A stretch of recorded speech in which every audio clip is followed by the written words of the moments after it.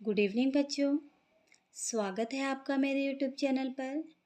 आज मैं हिंदी के क्षितिज के काव्य खंड का पहला पाठ जो सूरदास जी का है उनके द्वारा रचित तीसरे पद का अनुवाद बताने जा रही हूँ।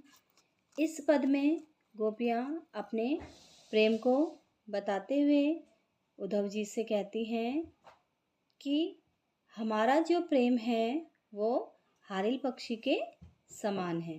इसमें हारिल पक्षी का उदाहरण दिया गया है। हारिल एक पक्षी है जो अपने पंजों में लकड़ी को दबाकर या पकड़कर रखे रहता है, वो उसे कभी भी छोड़ता नहीं है। उसी प्रकार हमारा प्रेम भी श्री कृष्ण के प्रति है। तो देखिए, गोपियाँ कहती हैं हमारे हरि हारिल की लकड़ी। गोपियाँ कहती हैं कि हे उद्धव, जो हमारे हरि यानी श्री कृष्ण जी के लिए आया है, और हारिल एक पक्षी है, लकड़ी मिस होता है लकड़ी।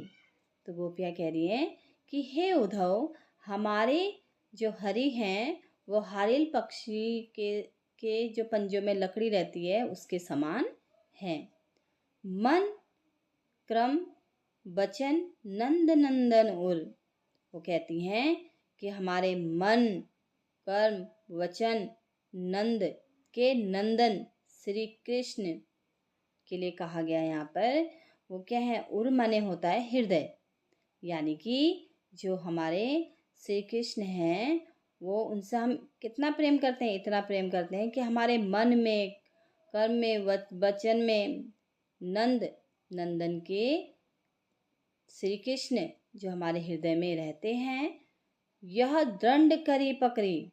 अब वो कहते हैं कि उन्हें हमने अपने हृदय के अंदर बसा करके क्या कर रखा है, कस के पकड़ रखा है। पकड़ी मीन्स होता है पकड़ना।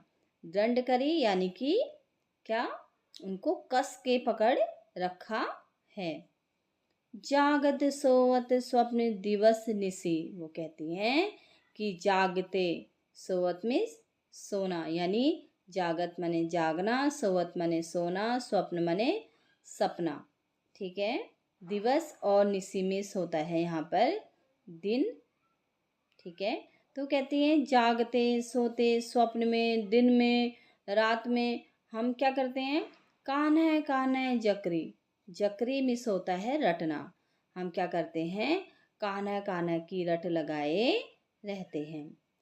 सुनत जोग लागत है ऐसो। वो कहती हैं सुनत में सुनकर, जोग मिस होता है योग, लगता यानी लगता है ऐसा। वो कहती हैं आपके द्वारा जो ये योग का संदेश है इसको सुन कर के हमको ऐसा लगता है जो करुई ककरी, यानी कि ये योग का संदेश हमें कैसा लग रहा है, जैसे कड़वी ककरी के समान। सु तो व्याधि हमको ले आए। वो कहती हैं सु मिस होता है वह, व्याधि मिस होता है जब कोई वस्तु जो है हमें पीड़ा पहुंचाती है। ठीक है, तो ये कहता है हमको ले आए यानी हमारे लिए ले आए। तो यहाँ पे वो उद्धव जी से कहती हैं कि जो तुम ये योग एक वस्तु के लिए बोला है इन्होंने, ये लेकर के जो आए हो यह हमें कैसी है, पीड़ा पहुंचाने वाली है। देखी सुनी ना करी, ना ही हमने इसको कभी देखा है ना सुना है हमने, और ना ही इसको हमने कभी करी मिस होता है भोगा, ना ही हमने इसको कभी भोगा है। यह तो सूर तिन्ही ले सौंपो।